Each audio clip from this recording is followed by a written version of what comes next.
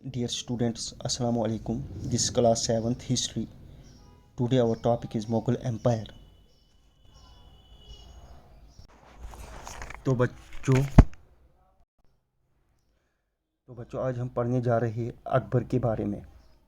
इससे पहले हमने पढ़ा था हुमायूं के बारे में, जिसकी मौत 1556 ईस्वी में हुई थी। अब उसका बेटा आ रहा है अकबर।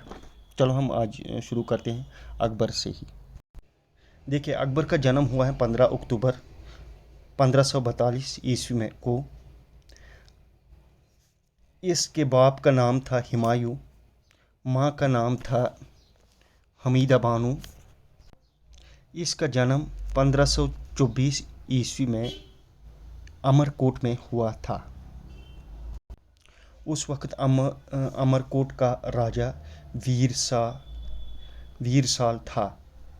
अकबर खाली 14 साल का था जब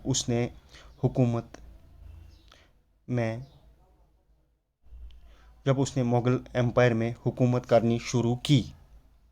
तो क्या हुआ, वक्त के साथ साथ अकबर को पढ़ाई छोड़नी पड़ी। एक्चुअली क्या था, जो सिकंदर शाह सूरी था, इससे जब बैटल ऑफ सरहिंद हुआ था तो उसी टाइम पर सिकंदर शाह सूरी का एक सेनापति था जिसका नाम हीमू था, और हीमू एक हिंदू कमांडर था। सिकंदर शाह सूरी का इसने एक टाइटल भी एक्सेप्ट किया है, जिसको बोलते हैं विक्रमादित्य का टाइटल। तो क्या होता है वहाँ पे, हीमू को पता होता है कि अकबर खाली 14 साल का है, लेकिन यहाँ पर जैसे ही पता लगता है कि हुमायूं की मौत हो चुकी है, मुग़ल सल्तनत भी पूरी बढ़ चुकी हैं, तो इस केस में जो मुग़ल सल्तनत में हुमायूं के जो सनाशिक होते हैं, ये होते हैं बैरिम खान। तो याद रखना बच्चों, ये बैरिम खान होता है। तो बैरिम खान क्या करते हैं, जल्दी ही अकबर को बुला लेते हैं और अकबर को मुग़ल सल्तनत की गद्दी पर बिठा देता है। खाली 14 साल का बच्चा था अकबर उस वक़्त।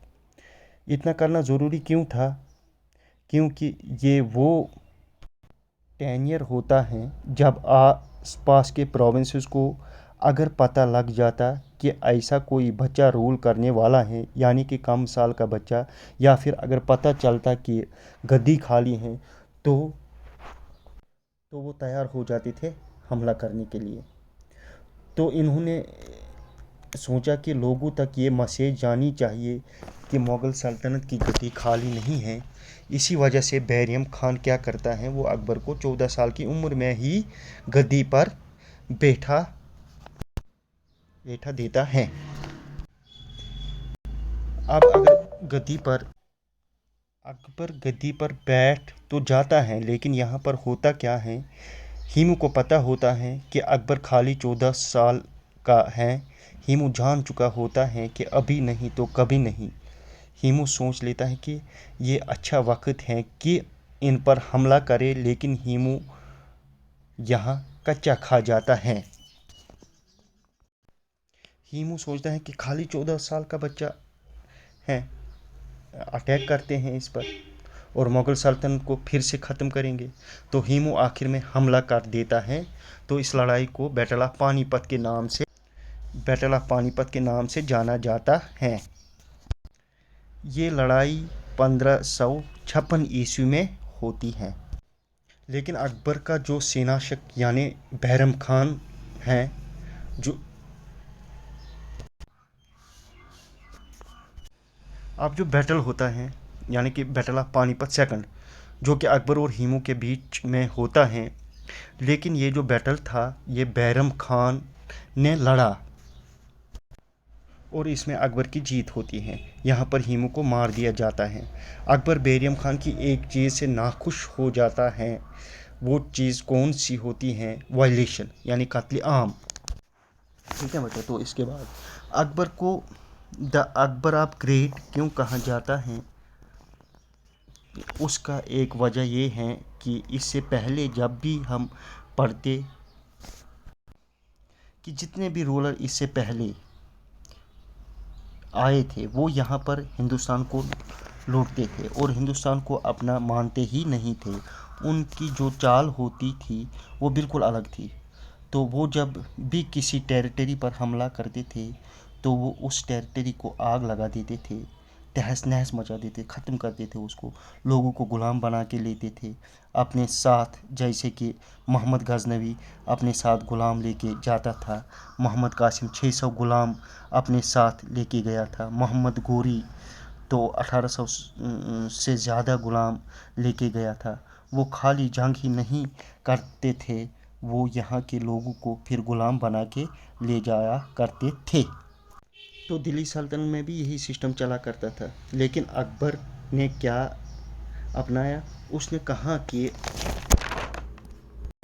ऐसा नहीं चलेगा। अकबर ने कहा हिंदुस्तान मेरा है और हिंदुस्तान पर हुकूमत मुग़लिया सल्तनत की है। इसका मतलब ये नहीं कि जो लोग हैं हिंदुस्तान के उनके ऊपर हम जुल्म करें, हम इनके साथ नरमी के साथ पेश आएंगे। इसलिए अकबर को कहते हैं अकबर द ग्रेट।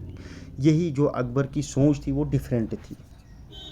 अब इसके बाद क्या होता है, यहाँ पर अकबर को एक औरत जिसका नाम महामंगा है, उसने अकबर को पाला और उसको दूध भी पिलाया है।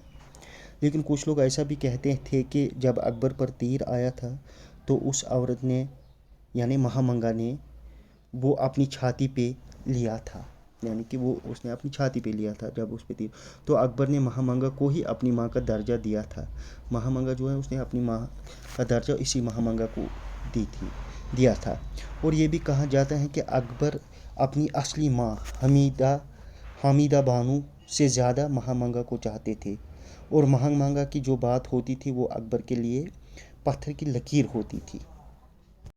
यानी कि महामंगा जो भी कह देती थी वो काट नहीं सकता था। अकबर की तरफ से ये कॉन्सेप्ट चलता था। अब यहाँ पर होता क्या है, महामंगा का एक बेटा होता है जिसका नाम होता है अदम खान।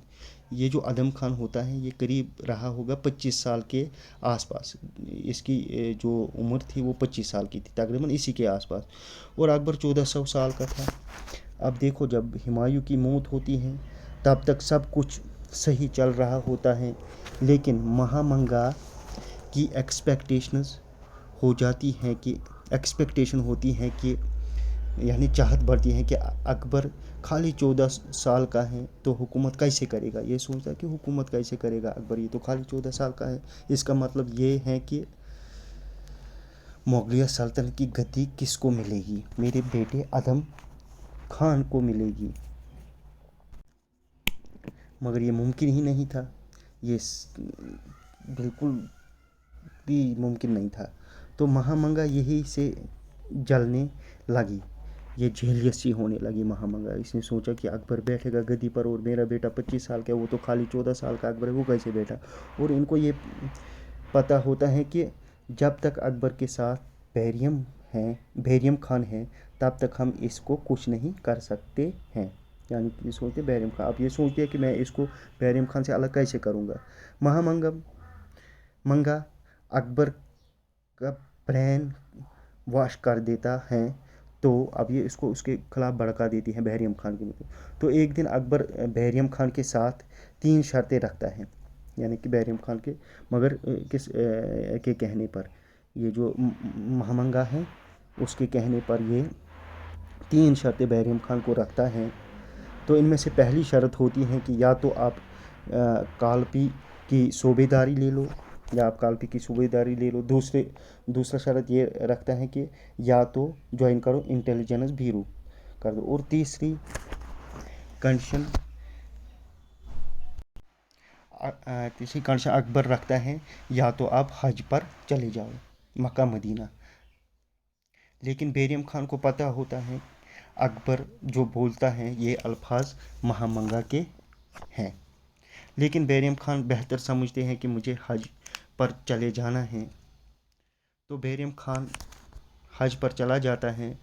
तो उसके बाद खबर आती है कि 1560 में कुछ अफगानों ने बैरियम खान को कत्ल कर दिया। तो यहाँ से बैरम खान का किस्सा ख़त्म हो जाता है। तो बच्चों आया समझ में यहाँ तक। तो अब इसके बाद अब क्या होता है, तो यहाँ पर आपको ध्यान रखना होगा, जब अकबर हमला करना सीखने में बिज़ी रहता है, वो तो बिज़ी होता है, तो इस केस में 1560 से लेकर 1562 के बीच में, यहाँ पे 1560 से लेकर 1562 के बीच में अकबर ने मुगलिया सल्तनत को नहीं संभाला हुआ होता है। अकबर राजनीति में बिज़ी होता है, और इस टाइम में महामंगा ने ही मुगलिया सल्तनत को संभाला था। को इस वक्त ये जो महामंगा जिसको अकबर मां समझता था, तो इसी ने मुगलिया सल्तनत को संभाला था।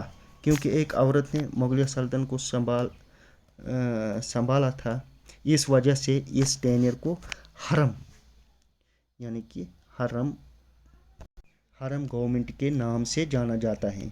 इसी को हिंदी में पेटकॉट गवर्नमेंट के नाम से जाना जाता है। तो प्यारे बच्चों, आज हम इतना ही पढ़ेंगे। कल हम पढ़ेंगे वार सक्सेशन एंड मैरिज के बारे में, वो हम कल पढ़ेंगे। आज हम इतना ही पढ़ेंगे। Thank you.